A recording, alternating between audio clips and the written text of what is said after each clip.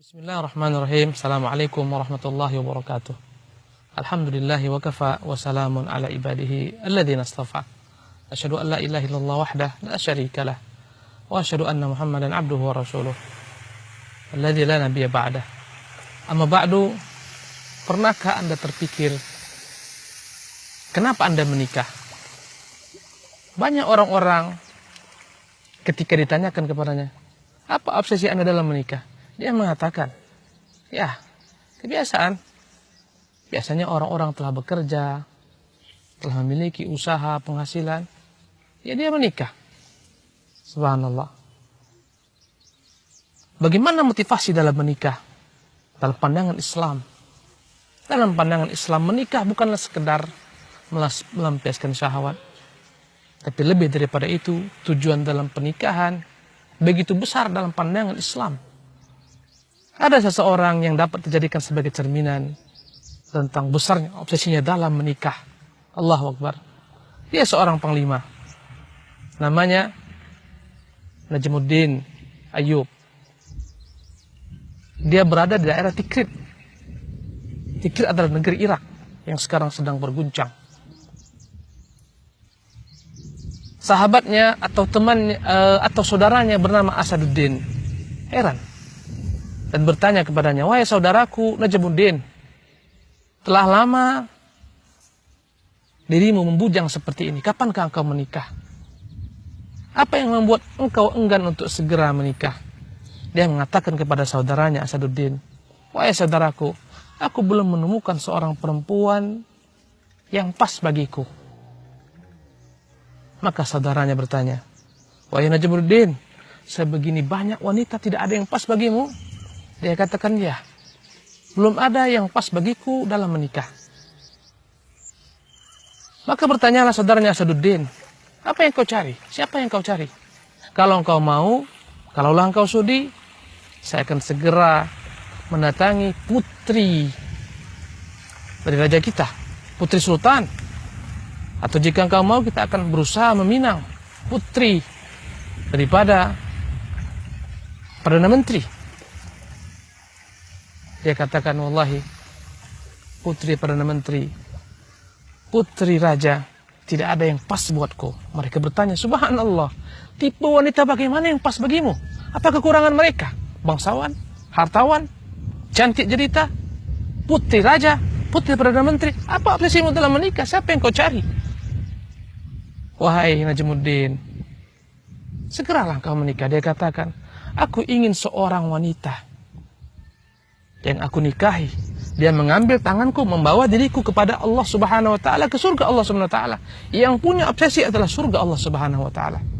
Kemudian aku akan berusaha melahirkan daripadanya seorang putra yang saleh, putra yang dididik dengan agama yang baik, putra yang kelak dididik menjadi besar, menjadi putra seorang pendekar yang dapat menaklukkan Baitul Maqdis.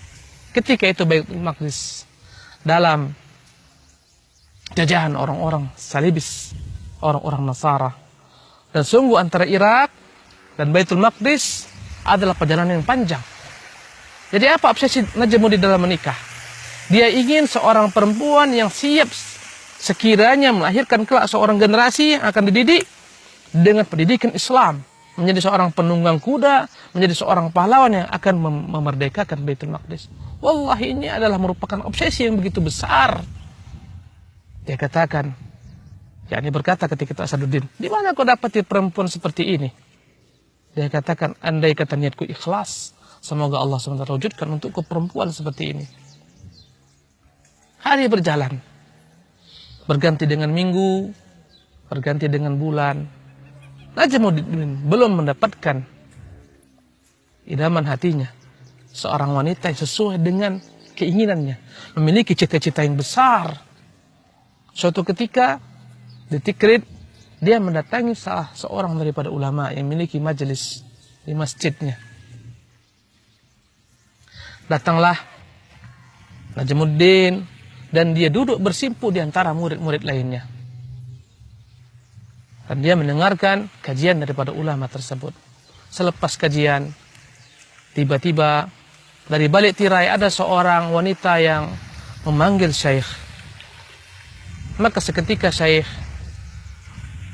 mendatangi asal suara tersebut dan bertanya, "Wahai fulana, bagaimana pemuda yang telah kukirim kepadamu?"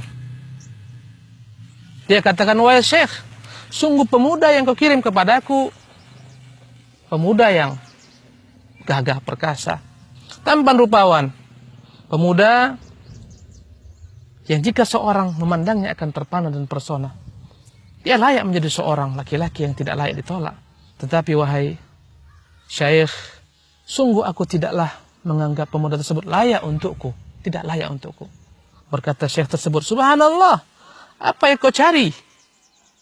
Pria jenis apa yang kau cari, wahai pemudi?"